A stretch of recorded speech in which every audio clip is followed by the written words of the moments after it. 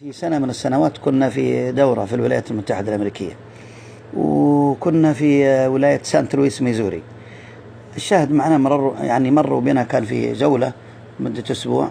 مرينا على مصنع روثمان أو روثمان هو روثمان.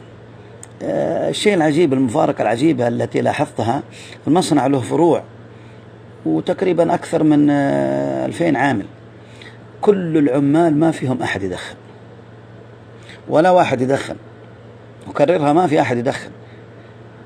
والعامل الذي توظف حديثا وهو يدخن بطل التدخين، ما أحد أجبر ولا قالوا لا تدخن. ليش؟ أنا سألت الرجل أسمر زنجي بالإنجليزي طبعا، فقلت له كنت أدخن؟ قال كنت أدخن 3 باكيتات 4 باكيتات في اليوم من الطفش. والآن قال لي لا، التدخين ما أدخن. قلت له ليش ما تدخن؟ فتكلمني قال لي تعطيني $25 عشاء لي الليلة أنا وزوجتي وأطفالي وأخبرك. قلت له أعطي لك $100 مو 25. قال لي لا، $25 يتسنف، يعني تكفي. أعطاني بروشور من عنده هو.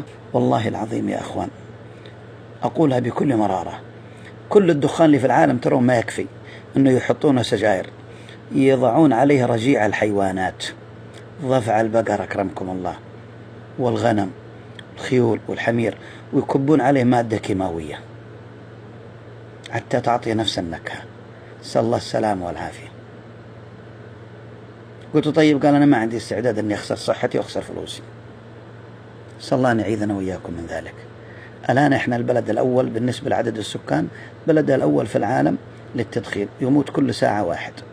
التقرير البارح وصل، تقرير عندي البارح، كل ساعة واحد، بينما في 24 ساعة يموت من حوادث السيارات عندنا 20. يعني المتدخنين أكثر، يعني لا كورونا ولا الإيدز ولا غيرها.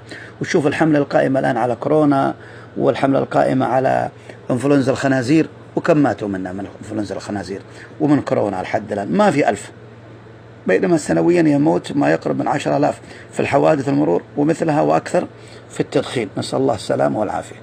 أرجو أن الرسالة تكون وصلت.